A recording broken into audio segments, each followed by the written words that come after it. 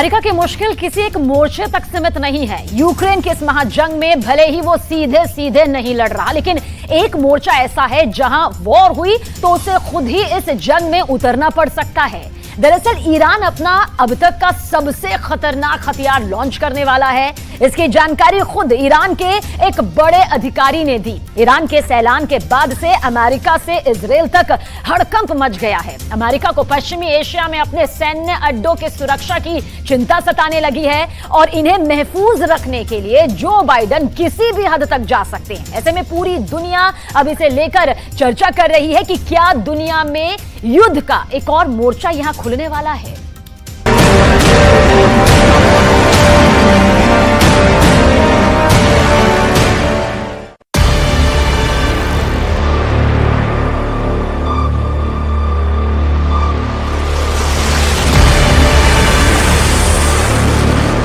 Iran अपना अब तक का सबसे खतरनाक हथियार लॉन्च करने वाला है।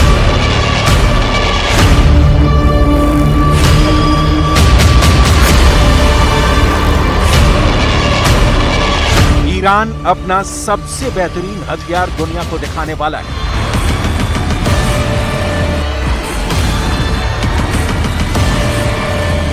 इसकी जानकारी खुद ईरान के बहुत बड़े अधिकारी ने दी है।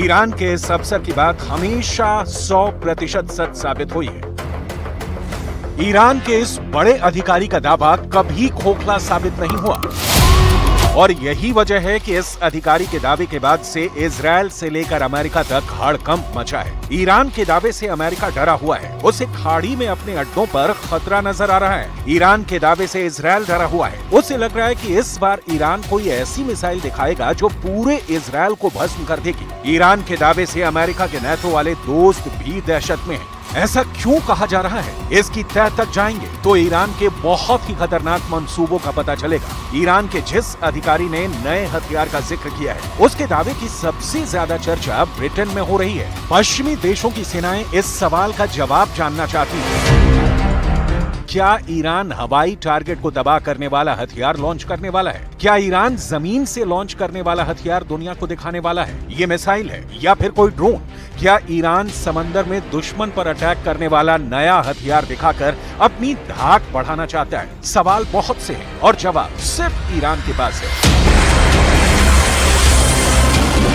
ईरान कौन सा हथियार दुनिया को दिखाने वाला है, ये फिलहाल किसी को मालूम नहीं। ना ही ईरान की तरफ से इसको लेकर कोई बयान जारी किया गया है, लेकिन IRGC के प्रवक्ता ब्रिगेडियर जनरल रमजान शरीफ की तरफ से ये जरूर कहा गया है। ईरान लगातार अपनी सैन्य क्षमता को बढ़ा रहा है। समुद्री सुरक्षा के लिहाज से ईरान जल्द ही दुनिया को अपना नया और सबसे बेहतरीन स्ट्रेटेजिक सिस्टम दिखाने वाला है। ईरान के लोग इसी साल ही इस आधुनिक सिस्टम को देख पाएंगे।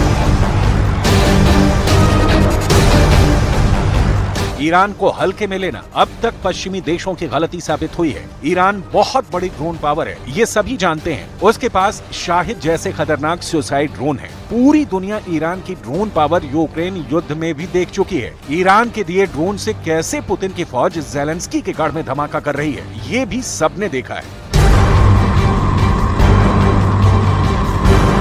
हाल ही में ईरान ने मैक 13 की स्पीड से चलने वाली हाइपरसोनिक मिसाइल बनाने का दावा किया है। साथ ही दुनिया को खोरम शहर 4 मिसाइल भी दिखाई। इस मिसाइल को लेकर ईरान का दावा है कि ये मिसाइल बहुत ही कम वक्त में लॉन्च के लिए तैयार हो जाती है।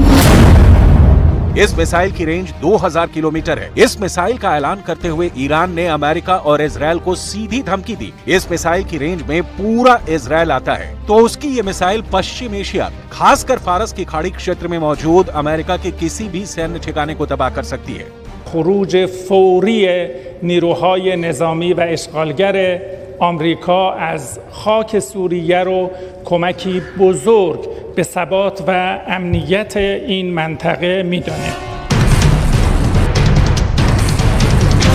ईरान के कई हथियार देखकर अमेरिका बार बार चौंकता रहा है। ईरान के पास छोटी दूरी तक मार करने वाली फतह मिसाइल भी है। ये बैलिस्टिक मिसाइल है और खाड़ी देशों में ईरान के टारगेट्स के लिए बहुत ही खतरनाक मानी जाती है।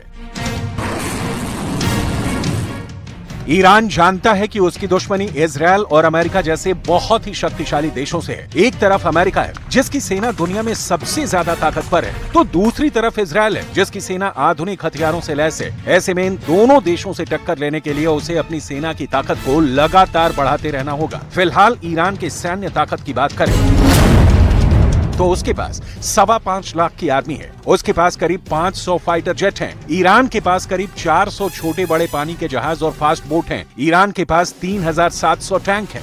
ईरान एक बड़ी ड्रोन पावर है। We see that as well with Iran, which has provided many drones to Russia that it's using to destroy civilian infrastructure and kill civilians in Ukraine. इस पावर के साथ ये तो साफ है कि ईरान अमेरिका को सीधी लड़ाई में नहीं हरा सकता, लेकिन ईरान की ड्रोन पावर और उसकी डिप्लोमेसी इस वक्त अमेरिका और इजराइल दोनों पर भारी पड़ रही है। एक तरफ ईरान ने सऊदी अरब से दोस्ती कर ली है, तो दूसरी तरफ चीन और रूस के दखल ने खाड़ी देशों में अमेरिका को कमजोर किया है। ईरान को लगता है कि अब खाड़ी देशों में अमेरिका के दिन पूरे हुए और अब उसे अपना सामान पैक करके वापस लौट जाना चाहिए। लेकिन अमेरिका वापस लौटने की जगह ईरान के पास अपने खतरनाक लड़ाकू विमान तैनात कर रहा है। स्ट्रेट ऑफ हॉर्मुज में अमेरिका ने अपने F-35 और F-16 जैसे फाइटर जेट को तैनात कर दिया है। सबसे बेहतरीन डेस्ट्रॉयर USS थॉमस हडनर को मिडिल ईस्ट में तैनाती का आदेश व्हाइट हाउस से जारी हो चुका है और यही ताजा तनाव की बड़ी वजह भी बन गई है, क्योंकि ईरान किसी भी कीमत पर अपने आसपास अमेरिका की दखल अंदाजी नहीं चाहता। इसलिए अक्सर वो इस इलाके में अमेरिका के फाइटर जेट और शिप को निशाना बनाता रहता है।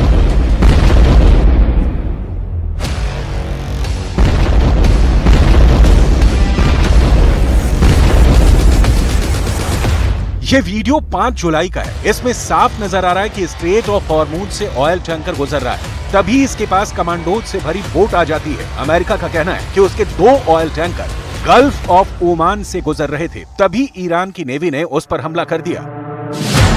अमेरिका का कहना है कि पिछले 2 सालों में ईरान ने अमेरिका के कम से कम 5 कॉमर्शियल शिप को सीज किया, जबकि कई को परेशान किया गया। आपके लिए इस वक्त ये जानना भी जरूरी है कि आखिर दुनिया के नक्शे पर ये कौन सी जगह है जहां से दुनिया के करीब 20% समुद्री ऑयल टैंकर गुजरते हैं।